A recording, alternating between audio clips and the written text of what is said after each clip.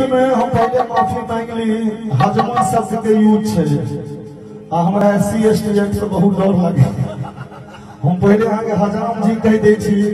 मुदा ई परंपरा चल ली हजमा कह पड़े छै तो हमरा कह पड़ रे धोती तोरे देवो हरद में पड़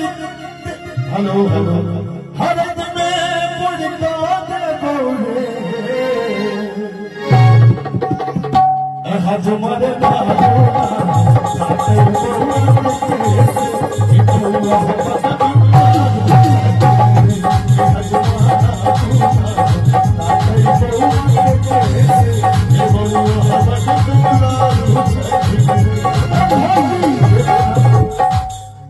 खाली चाचा छिए और चाचा सब कतऽ छथिन बस एके राउंड के बाद हम सब जाय वाला छिए जे नाचक के नहीं छिए लेकिन खा रही हो एकटा चाचा होगा छथिन बैसल मास्क लगे तो चाचा सब खा रही हो मामा छथिन अरे थोड़ी के मामा मर्दवारी मामा छथिन रह लियो नहीं उनका के चाचा खाओ भाई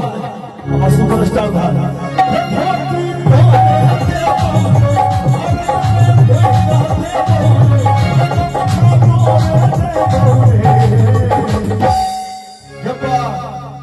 बाबा पाछा में बैसल छथिन हम गठनली है तो लॉलीपॉप वाला गीत सुना दी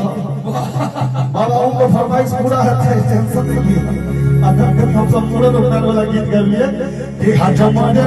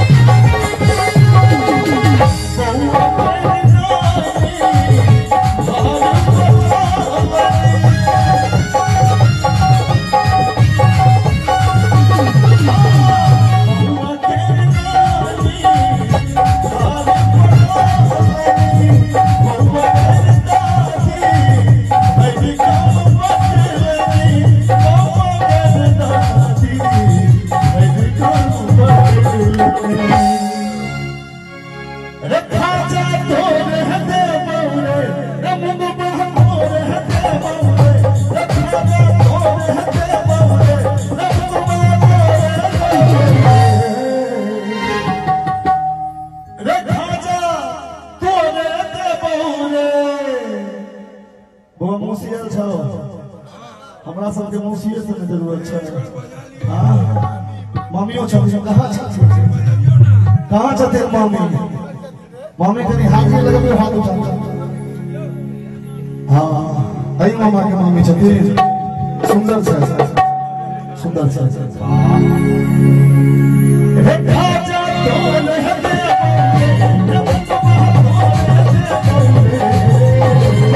रे हजमरन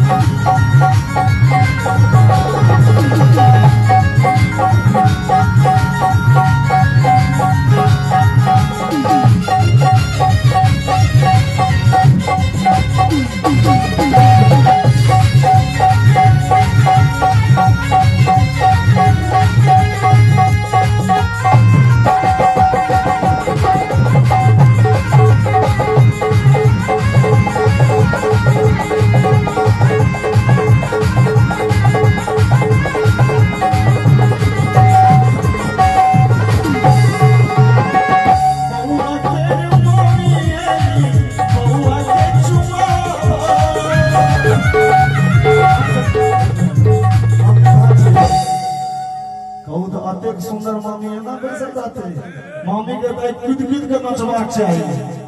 मनीष भाई एने सब हो दियो हम हर सर्विस तक कूद कूद कर नचते तपवा के रे मामी बउआ के चुमा बउआ के मौसी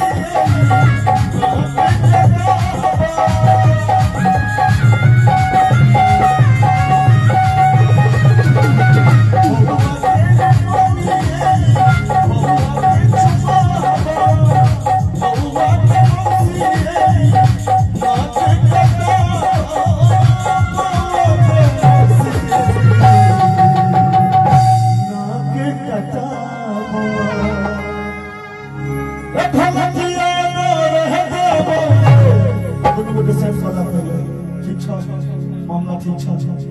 मेल छ न हां फलकिया तोर हते बोले अजनिया तोर हते बोले आ कुर्सी पर पैसा छौजे बउआ के रमामी रे चिंगू सरम हाथ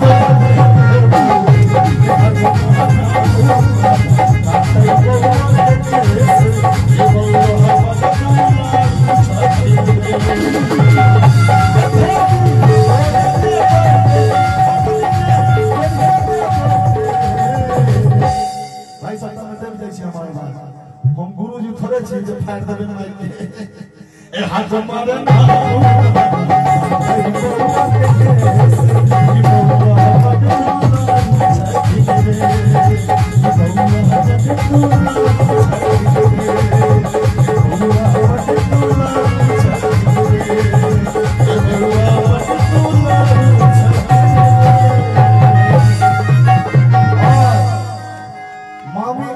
सुंदर छथिन जो ओई तरफ टेंट में अन्हार छै लेकिन तैयो चमक रहल छथिन यो विकास भैया हां भैया नहीं निक लागी छै हम निक लागी छै अही निक लागत नहीं उठै छै नहीं तो उठै हमरा कोन जरूरत अहाँ के सब होय छै हमर सब होय हमरा दिल के उठते आई बेटा हूं बना लिया कोनो बात अच्छा अच्छा हां भैया तीनों बड़ुआ हमारी बहुत सुंदर बड़ुआ है जबरदस्त वायलिन बज गए बउआ तो मामी अहाँ के लिए हमर मोनक गाम में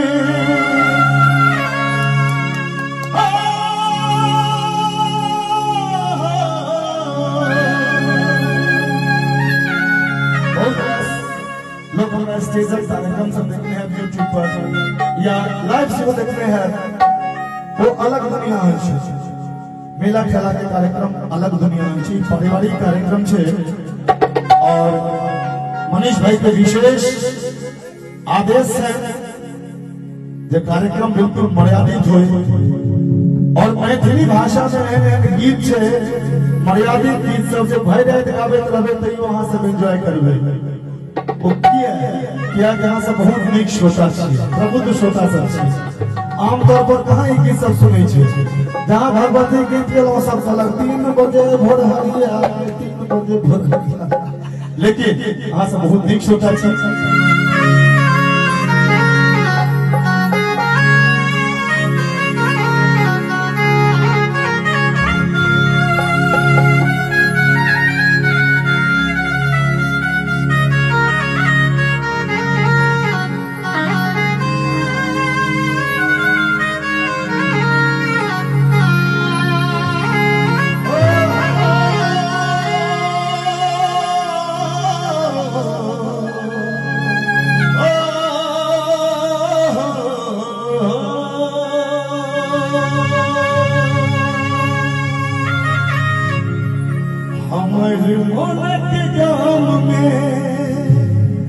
ईश्वर भागले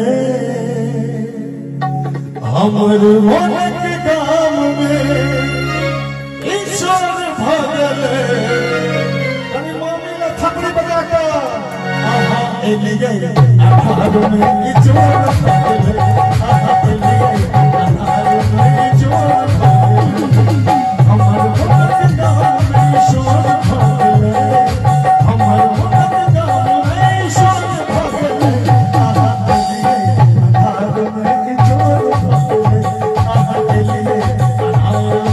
जो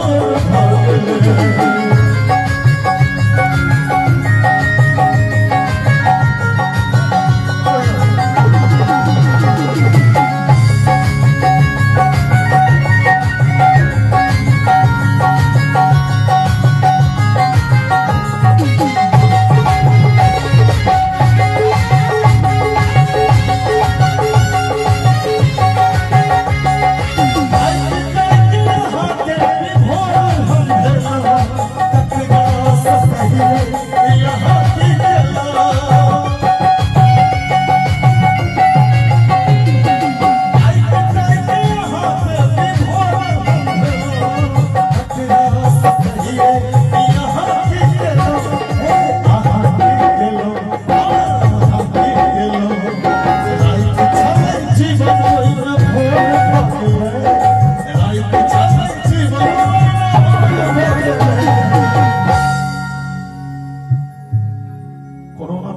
मिथिला में कोरोना नहीं है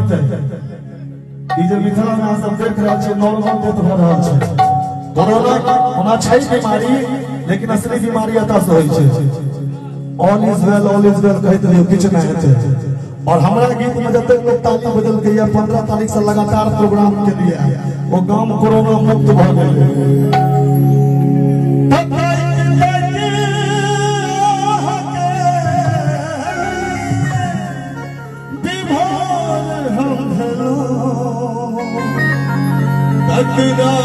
सो कहिए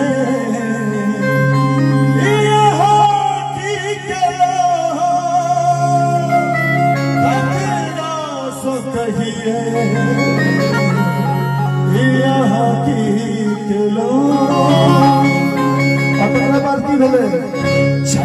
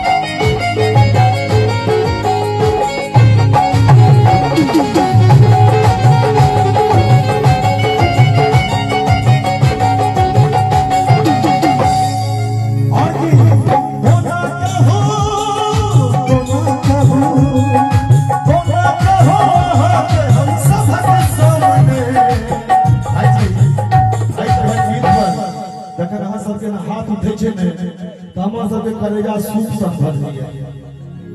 और अहाँ सनक श्रोता अगर मिथिला में छे अहाँ सब सनक श्रोता तो मैथिली पर कोनो आँच नहीं है मैं राधे भाई मैथिली का मैथिली के लड़े का योद्धा है बुढ़ारी के सिंह भैया हमरा विसर नहीं जाइए जब तक बहुत बड़ी कलाकार विद्यापति मंच पर मैथिली गाय गेलखिन राधे भाई खुल का विरोध केला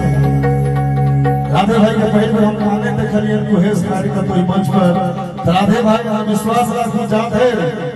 रानीपुर गांव के नाम सुनियो रानीपुर गांव है छोटा मिथिला में छे मिथिला मैथिली पर किछ नहीं है देखो जोरदार ताली अपना ले